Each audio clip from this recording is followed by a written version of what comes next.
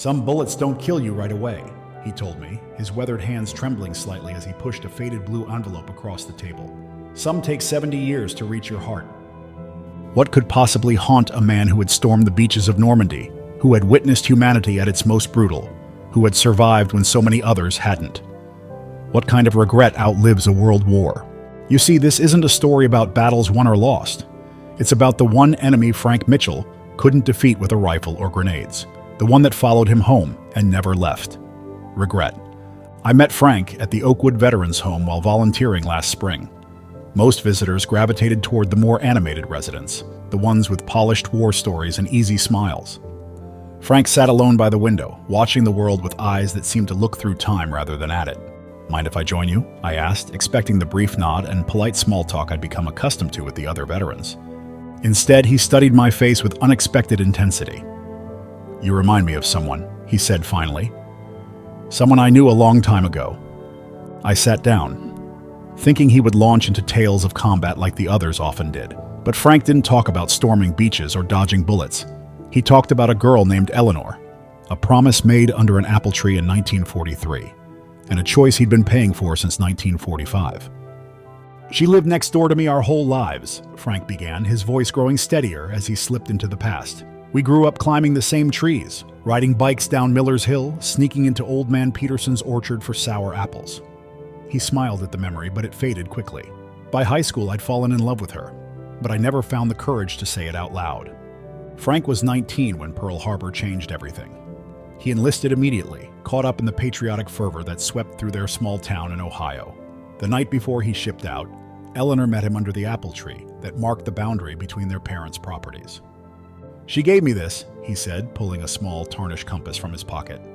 Told me it would help me find my way home to her. His voice cracked slightly as he continued. Then she kissed me. Said she'd wait for me, no matter how long it took. Asked me to write her every chance I got. And he did. For the first year, letters full of sanitized war stories, inside jokes, and carefully constructed hope. Eleanor wrote back faithfully, her letters a lifeline amid the chaos of war. Then came Normandy, Frank said, his gaze drifting back to the window. Oh, I watched my best friends die on that beach. Men I'd trained with, eaten with, laughed with, gone in an instant. Frank survived physically unscathed, but something inside him shattered that day. The letters from Eleanor kept coming, filled with news from home, plans for the future, unwavering love. But Frank stopped writing back.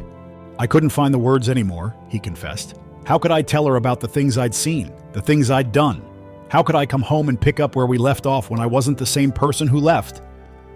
So he made a decision that would haunt him for 7 decades. He wrote one final letter, not to Eleanor, but to her father. He asked him to tell Eleanor that she shouldn't wait anymore, that she deserved someone whole, someone untouched by war, someone better than what he had become. Her father did as I asked, Frank said. 6 months later, I received a wedding announcement. Eleanor had married the pharmacist's son. I sat in stunned silence, trying to process the weight of what he'd shared. Did you ever try to reach out to her after the war? I finally asked. Frank nodded slowly. Once, 5 years after I came home, I drove to her house. She and her husband had bought a place on Maple Street. I sat in my car for 3 hours watching her hang laundry in the backyard, a little boy playing at her feet. He never got out of the car. You want to know the truth about regret? Frank asked, his eyes suddenly piercing mine. It's not about the paths you take. It's about the ones you're too afraid to walk down. The words you swallow instead of speak, the letters you write but never send. He pushed the blue envelope closer to me. This is the letter I should have sent her from that hospital in England, the one where I told her the truth instead of pushing her away. Did you ever see Eleanor again? I asked. At our 40-year high school reunion, he said. Her husband had passed by then. We danced once, talked about our grandchildren, pretended we were just old classmates catching up. Frank's gnarled fingers tapped the envelope. She died last month. Her daughter found this among my letters in Eleanor's keepsake box and mailed it back to me, unopened. All these years, Eleanor had kept every letter I'd sent her. I stared at the envelope, trying to comprehend the magnitude of unexpressed love it represented. You never told her how you felt? Even at the reunion? Frank shook his head, a sad smile playing on his lips.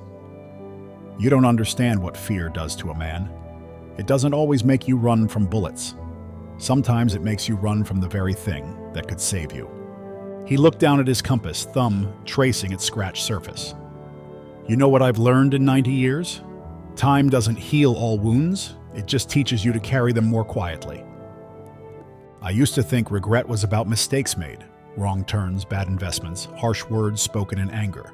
Frank taught me that the most painful regrets are about what remains unsaid, undone, unexpressed, the paralysis of fear that keeps us from reaching for what might heal us.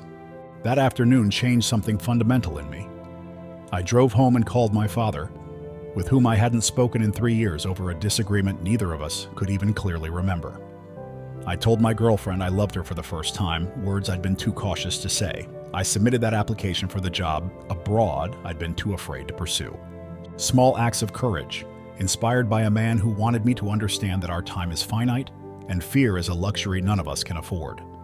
When I returned to Oakwood the following week, Frank's chair by the window was empty. The nurse told me he had passed peacefully in his sleep. On his nightstand, they'd found an open blue envelope and his compass. I like to think that in opening that letter after all these years, Frank finally sent it, not to Eleanor, but to himself. Permission, perhaps, to let go of the regret he'd carried longer than I've been alive. And sometimes, when I find myself hesitating at life's crossroads, I hear Frank's voice. The bullets that kill you slowest are the words you never say. And what would change in your life if you sent your unsent letters today?